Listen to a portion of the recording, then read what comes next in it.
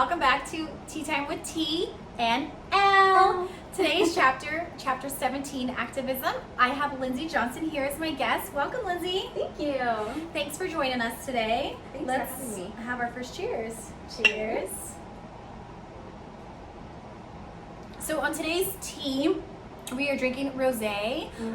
It's a sparkling rosé, which I actually prefer more because it's not as sweet as the normal rosé. So I don't even know if you noticed that. It's really good.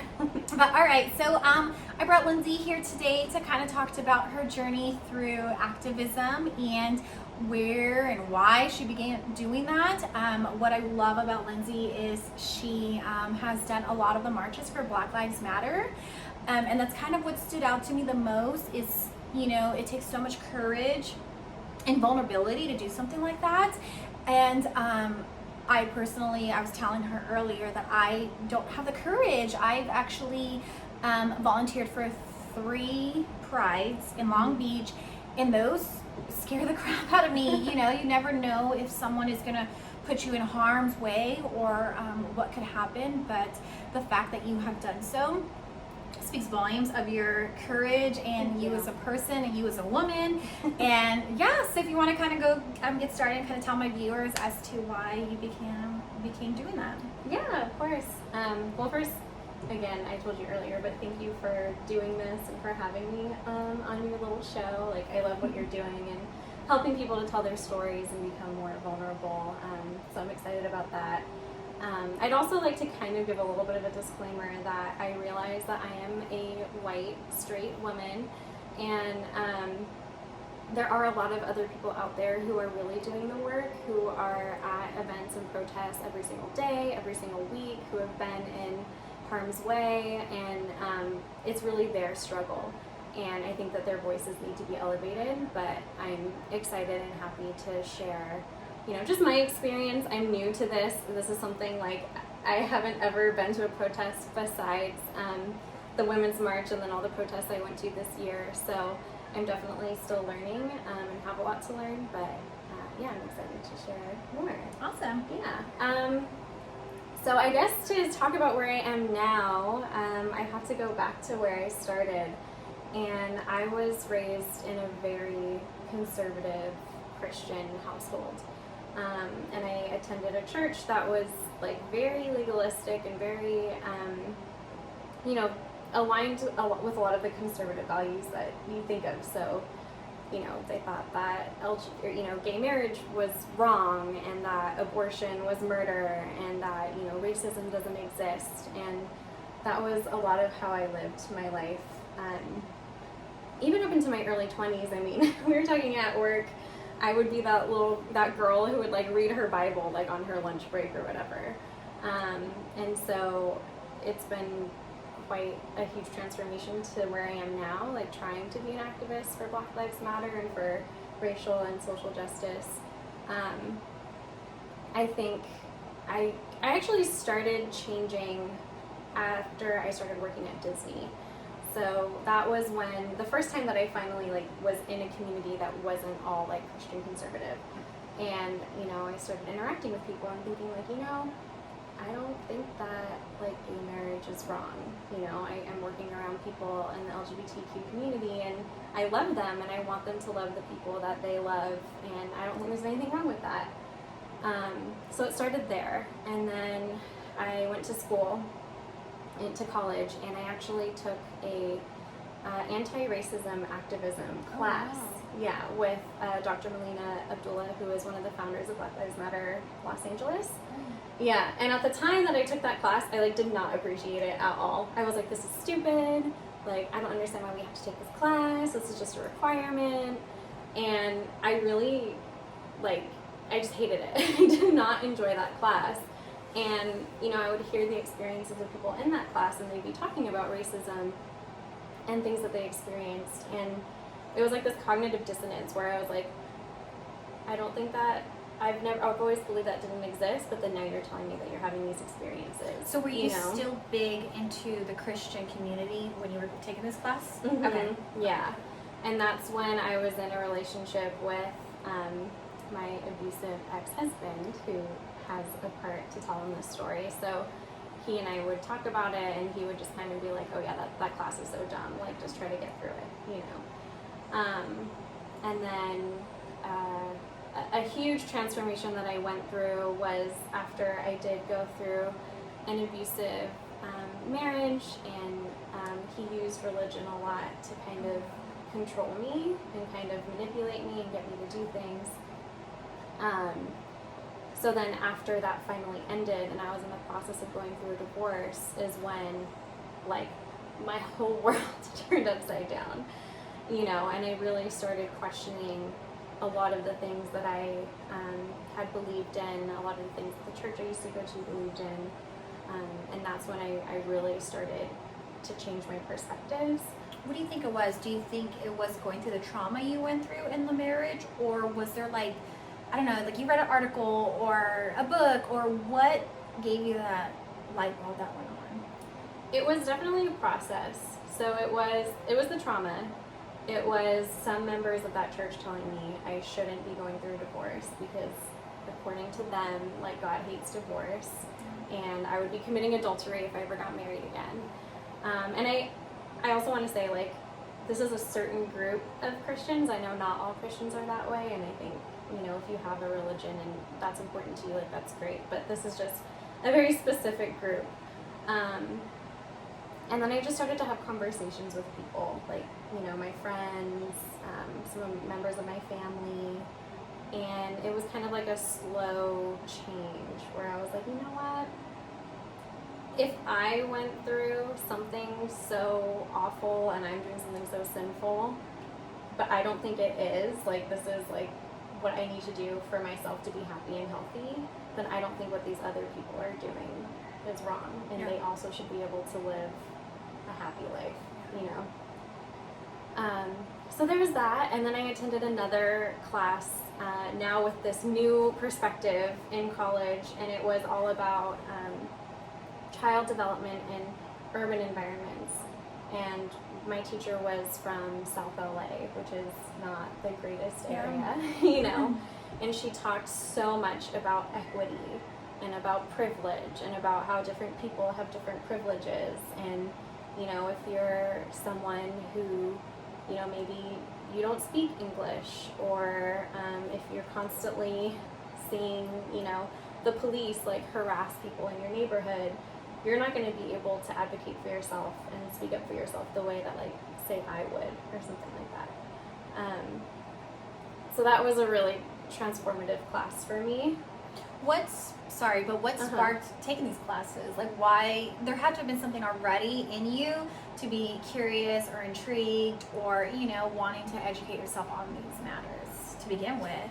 I will say a lot of it was just like, it's a requirement. Fit in my schedule, which is the way I'm sure a lot of people can relate. Like, this is what fits in my schedule, and this fills the requirement, so I'm going to take it. But I think I was really lucky. I mean, we were talking earlier about like everything happening for a reason, and I think at the time maybe I didn't appreciate those classes as much as I should have, but looking back, I learned so much from them, and I'm so glad that I did that, you know. So then, yeah, after that, I mean, I think that kind of, and then I started my new job, and my new job is all about talking to professionals out in the community who are trying to make, you know, LA and Southern California a better place for everyone. So a lot of what we talk about is equity, and how there's inequities in basically every system we have. So education, sustainability, economic development, all these different things, healthcare, and that started to make me realize, like, oh my gosh, there are so many things that need to be changed, you know, and a huge part of what we do in my work is trying to empower people to realize, okay, where do you have power in your life to help push this change forward a little bit. I love that. You know? Yeah, and because I think it's so easy to think about these like huge issues, like healthcare, of course, is huge right now because of COVID and everything, and it can feel so helpless and hopeless. I feel that way sometimes too. Like, why don't the powers that be make this better for us. What can I do? I don't know what to do. I don't know where to start. You know, we all think those things when things come up, like, okay, cool, healthcare, but you know, it's the politicians who are the ones to do this. I'm just one little person. What can I do? But it starts somewhere. It starts by educating yourself, what you've done already, and then you know you just kind of plant that seed and you just keep going. Yeah, definitely, and realizing that, we all have that power. We all have something to contribute. We all have skills. We all have passions. We all have a network of people around us, and it's like, how can we help? You know, even if it's just volunteering a couple times a year for this thing that I feel really passionately about, or donating to this organization that I really support, you know. I think we all have something to contribute. So then when this year, you know, after we saw person after person being killed by law enforcement, and I mean, Ahmaud Arbery, he wasn't killed by law enforcement, but he was killed, Breonna Taylor, and then of course George Floyd is really what kickstarted the whole Black Lives Matter movement that we have this year.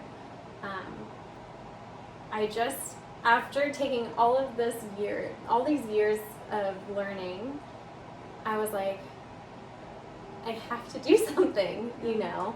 I can't just sit at home when people are literally dying and not having any justice served. And it's been through protesting and through showing up at these events that I've learned that in LA County, in the past 8 years, there's been 626 people killed by law enforcement. Oh my God. Yeah. And you don't hear about that. Or if you do hear about it, you're just like, oh, okay, it's another killing. You don't really pay attention about it. Yeah, and a lot of these aren't advertised. Like, people don't really know about it unless you're involved in those communities. I mean, I didn't know about it.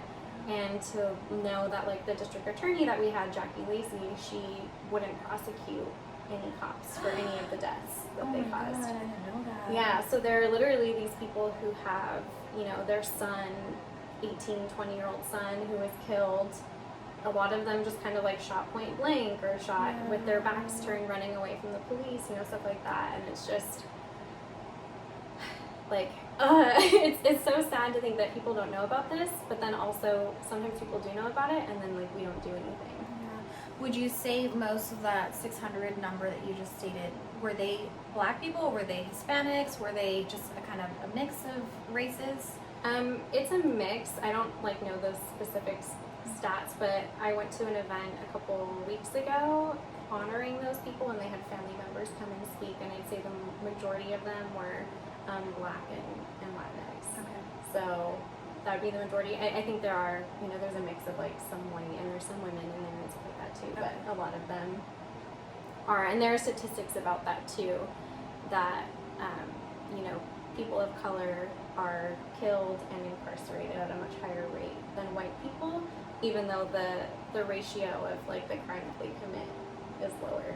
Yeah. So well, I saw that about weed, how a lot of the men primarily who get put into prison or jail for weed, who get caught with weed, it's white men, but they're not the ones who are getting caught. It's the Black and the Hispanics are the ones being caught. Like, that is so, I mean, it's not crazy. It's crazy to think, but at the same time, I'm not surprised. Do you have any resources for people who are maybe wanting to look at these statistics? Is there websites that you kind of go to look up this information? One thing that I've been learning a lot from is the book, which I know it's a whole book, and it's taken me an eternity to get through. But The New Jim Crow is a really great resource because it talks about, it goes through the history of like the war on drugs that Reagan started, and how that whole thing was all a political and racist agenda to turn like the poor white people Republican and against people of color. So people who are, what's the word? Incarcerated. It's like a much higher rate of people of color compared to white people, even though white people do more drugs and deal more drugs than people of color. So I would definitely say that I've been learning so much from that book. It's like full of statistics, full of stories. I'm about halfway through, and that's a really good one. But there's a lot of, I mean, you can Google it. I have like 10 different case studies saved on my phone. I can't think of them right now, but it's out there. The information is out there if you want to find it. So yeah, and then so with everything that's been happening this year, I remember the first protest that was organized. I was really scared, like you were saying. Mm-hmm. I was really scared to go, and especially because of COVID. It was like, okay, it's a risk, you know. Should we go? Should we not go? And it was kind of like, you know what, this is so big, like we need to go. And being there, it started out beautiful. It was very peaceful. There were speakers from BLM There was someone up there who was singing like a Beyonce song. It was so great. You know, we marched and everything was great. We, you know, blocked an intersection, but like that's normal. You know, it stops traffic, but like whatever, no one's getting harmed by that. And then the police showed up and they separated our group. They separated, they had half of us on one side and half of us on the other side. And I was kind of trying to stay back. I didn't want to get too involved. I was really scared and really nervous. And then, you know, we kind of started inching closer because we wanted to see what was going on. And then we just heard pops and we saw gas and like the whole crowd just started running. And I was thinking like, oh my gosh, am I going to get trampled right now? Like, am I going to get pushed to the ground? Am I going to get shot from, it was the police shooting rubber bullets, so like it wouldn't be deadly or anything, but it was still really scary. Yeah. You know, and I feel like going through an experience like that just made me be like, oh my gosh, I need to be involved. Do you, from being there, I mean, I know you say you were pushed back a little bit, but do you feel the police did it to scare everyone, to intimidate everyone? Was it because maybe someone did, I don't know, aggravate them? Like, what was the purpose of them doing that? I don't know, because I didn't see. I know later on people did start vandalizing the police cars. They were like smashing them and stuff. I don't know if that had already started or if that was as in response to that. Yeah. But anytime that I've experienced police show up at a protest, or I've seen it, I watch a lot of like activists on Instagram. They'll go live when they're at events. It's usually like a demonstration of power and intimidation. A lot of times at protests they're very peaceful and it's very much like people are singing and people are dancing and people are talking and they're crying and it's usually a beautiful event, but then there'll just be all of these police like lined up, like just standing there waiting, and it's like, why are you here? We're not doing anything. Yeah. You And know? I understand being there to protect, right? You really don't know. Like I was saying when I'd gone to the Pride once about the LGBTQ community and stuff, like I'm glad the police officers are there. I'm glad that they're there to protect and do and serve what they're supposed to be doing. But it comes to a point like, okay, why did you have to do that? What was the purpose behind it? Did they feel threatened by the protesters, you know? And I think that's what is kind of drawing that line between, you know, the Blue Lives Matter and the Black Lives Matter. I have a whole other rant about that we won't get into. But it's kind of like everyone says, you get to choose to be a cop, you don't get to choose to be black. So I do not support Blue Lives Matter. I support cops. I support what they do. I support them serving us. I support them protecting us. I 100%, I'm not against cops, please. I'm just putting that disclaimer out there. But I will never support hate. I will never support crime. I will never support discrimination. I will never support any of that. So when this Blue Lives Matter thing came into play, I was like, wait, why? What's the purpose about it? I get it, you know, people who have family or friends who are police officers, they're protecting them, but there was a different way of going about doing that, and that's why I'm always curious as to, okay, why were the cops there? What were they doing? What were they trying to protect? What were they trying to do? Did they cause the problems? Did they, you know, you always hear saying, especially, not necessarily police officers, but people who were doing the vandalism, was it a black person? Or was it just some random person wearing a black mask pretending to be, you know? Yeah. It's crazy. Yeah, and in a lot of those, I know there was a lot of, you know, vandalism and looting that happened the first weekend. And you know, from what, I wasn't there after that first day, so I can't speak from personal experience, but from what I've seen is a lot of people just kind of taking advantage of the situation and not people actually associated with the event. But then it's like you see, you know, when there are rallies for other things, like anti-maskers or people supporting, you know, Trump or whatever, and sorry I'm getting political, but like, the police don't interact with those people the way that they interact with Black Lives Matter protests. And I think it's just fundamentally, like, systemically, we have this issue and we need to address it, and we need to talk about it, and it's hard and it's uncomfortable, but like I think we all need to be willing to understand where we may have, you know, racial biases in our minds, and how can we eliminate those, and then how can we start eliminating the systems that are there to uphold those. And I think that's why I became so passionate, because realizing, like, as a white person, I've benefited from racism. Like, I just, you know, over the centuries I have, and we need to elevate the voices of the people who are experiencing the oppression, but I think also the people who have benefited from it need to also take some ownership and become allies and become accomplices and do what they can to help. I think that's a great point, because I was telling her earlier, obviously I'm married to a white man, and he's obviously, he has it all. He's 6 foot, he's white, he's a man. Here I am, a 5 foot tall Hispanic woman. And I've had to explain to him, like, over the years, like, you know, the advantages he has just by being who he is. He doesn't even have to open his mouth. Yeah, he has tattoos, and don't get me wrong, he's been judged about having tattoos. People already have thought of him being bad, but not compared to someone like me. And I remember we went to a Walmart, like, maybe about a year, 2 years ago. This fucking Trump supporter, I don't give a fuck about being political, you guys know how I feel about it. This fucking Trump supporter, this fucking Trump supporter was in a Walmart. I'm minding my business, my husband and I are walking by, and he was like, fuck you, you fucking Mexican. To me, I literally was minding my own business. Half the time people don't even know what ethnicity I am, because I have the olive undertone. And he just went off on me for no damn reason. I remember I was terrified, I was crying. My husband wasn't near me, so he couldn't do anything, but I went to go find him, and I remember I was like, I need to get out of here. I don't want to be here. I felt so unsafe. So, and this was just one moment, right? I haven't really dealt with racism my entire life. I will be honest. I mean, yeah, I've dealt with it certain times, but not my entire life. But just imagining what these poor people have gone through, especially the black men. You know, they're men and they're black, and they're dealing with it, and they're being judged just by the color of their skin. Like, I couldn't even imagine what they have gone through their entire lives and being judged that way. And yes, white people don't understand. I mean, I'm gonna be honest, like I said, I live with a white man, I'm married to a white man, I've been with a white man for almost 9 years. He doesn't understand. He understands now being with me and has experienced what I've gone through. He's even been accused of being gay when he hung out with my friend Ortiz, but they were lovers, so he's experienced that.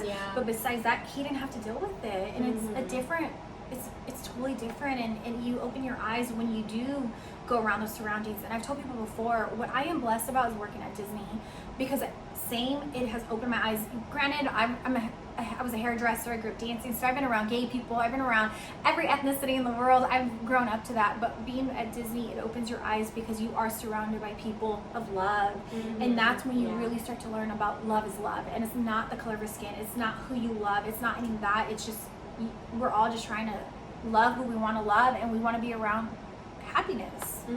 Yeah, and you know, something that a conversation that a friend of mine and I have had, and she's very active as well in the social justice area, and we've talked about how if we as white women get pulled over by the police, like for, you know, a traffic violation or whatever, we don't really have to be that scared. You know, like, I could probably flirt or cry my way out of a ticket if I really wanted to. And, you know, it's not going to be that big of a deal. But like you were saying, like a black man, if he gets pulled over, he has to wonder, am I going to get shot?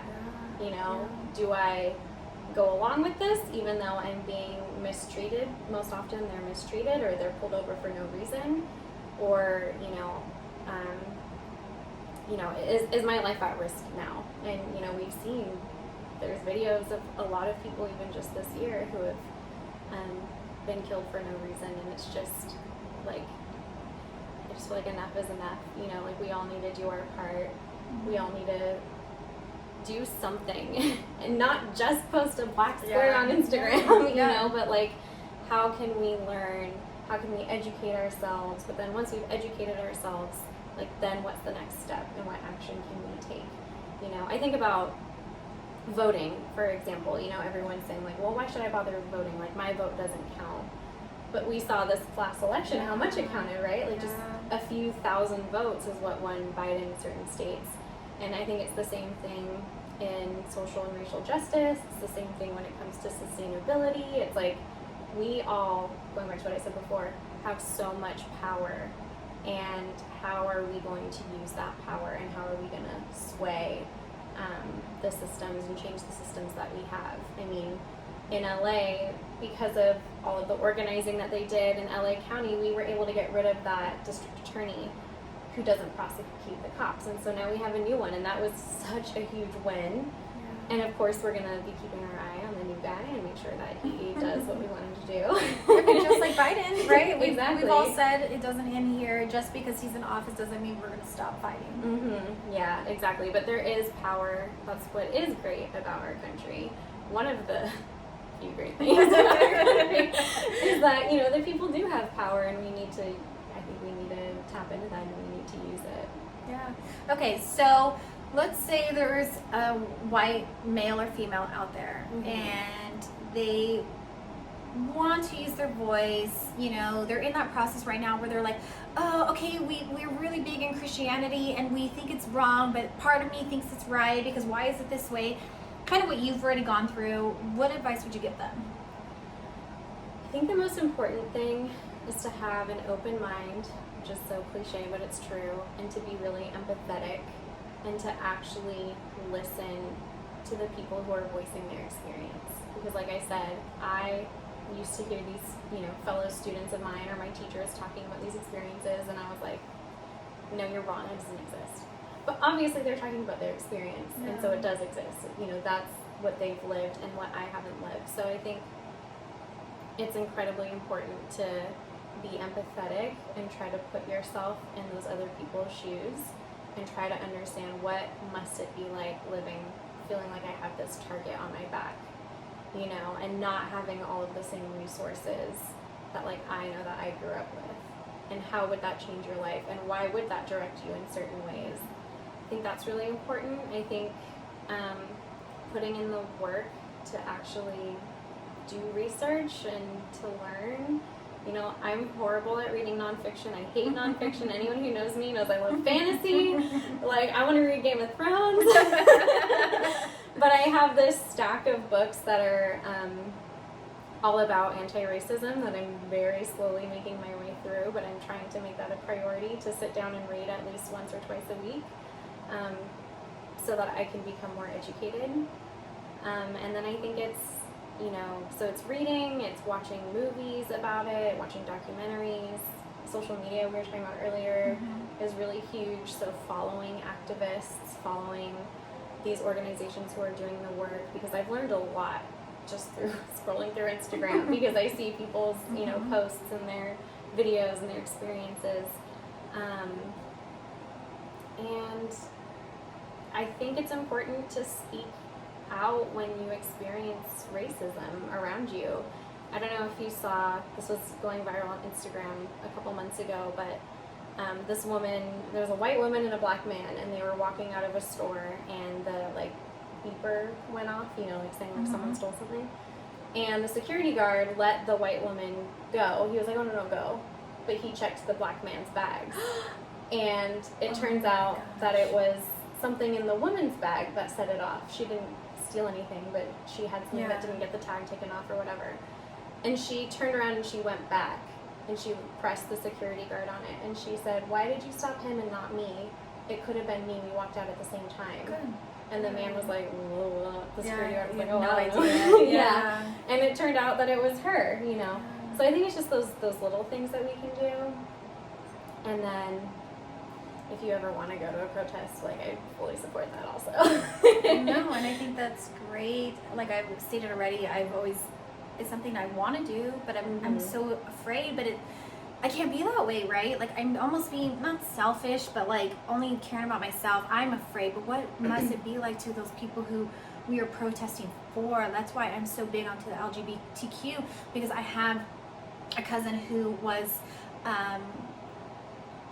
who got beat up. He was in the hospital. He almost died for being gay in the streets of Fresno. And this was years ago. Oh my God, this had to have been like over 15, maybe 20 years ago. He was in the hospital for a week. He almost died and everything just for being gay. And that's why I'm so big on that, because I've seen what he has suffered through. I have seen what, I've had Black friends my entire life. I'm going to be 100% honest. My name is Tiara Jonay, champion. A lot of Tiaras are Black. A lot of Jonays, even though my mom made it up, is a Black name, and champions, a lot of champions are Black. And I remember I got hired at a job once, and I kid you not, the manager told me that he almost wasn't going to call me because he thought I was Black.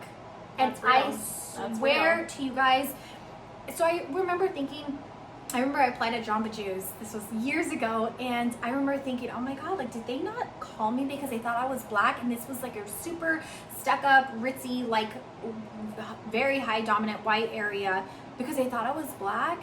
So it's little things like that. Like, I have faced it, but it's nothing compared to what these people have gone through. It's nothing what the Blacks have gone through, the gays have gone through, the Hispanics, the Asians, whoever it is, the other minorities have gone through. And that's why it's so important to do this. And I applaud you for what you do. Thank you. Yeah. We appreciate that. And yeah, I would say if anyone did want to go to a protest, always look up the organizer. So is it respected? Is it an organization that is well known, like Black Lives Matter, or something like that? Look at the time. I try not to go to late events because that's usually when things happen. Yeah, that's true. And I know I've personally come to respect and know certain organizations. So when I see that they post something, I'm like, okay, this is a legit event.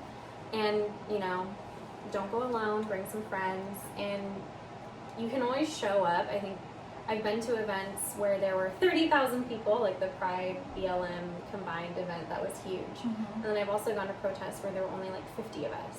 And having just a handful of extra bodies really makes a big difference. So I'd say go, bring your friends, bring a buddy, and you can always leave if it gets too dicey. You can always go to the back of the group if you need to. I will say, I think there was a study that showed 93% of Black Lives Matter protests across the country were peaceful, so chances are there's not going to be anything crazy happening. And it's really great to be a part of the community, to hear from people who are experiencing this, to hear from the family members of people who have been killed. And I love, it's almost selfish. I love to go because I get so inspired, and that's what keeps that fire going inside of me. No, definitely. I get that. So, Lindsay, is there anything that you want to finish up with? Is there anything that you feel like, the viewers can learn from this, or what you want to take home with that about being an activism? I would just say, remember that you have power, that your choices matter. The little seemingly small conversations that you have, I think I'm a testament to show that you can change. It might take time, but people can change. So keep having those difficult conversations, educate yourselves, and once you're educated, then take action. And it doesn't have to be protesting. It can be donating to an organization, it can be signing petitions, it can be making phone calls if you're brave enough. I'm not brave enough to do that, but get involved in your local politics. So know who your mayor is, who your city officials are. Those are the ones who are really going to make change in your neighborhood. So I think that's a really big thing I wanted to make sure to mention is get to know your city council members, because we do have a lot of power in our community, and I think we just need to learn how to use it. Thank you for having me. No, to talk about this. Yeah, thank you so much. Yeah. This is great. And if you guys have any questions, I feel like my camera got dark. I don't know why, so maybe I have to edit it. But if you guys have any questions at all about, protests or anything that Lindsay has spoke about, even from her going to this conservative Christianity that she lived through, going through her divorce, to going to where she is now, please reach out to me. Let me know. I can go ahead and set you up with Lindsay, because I think you have an amazing story to share.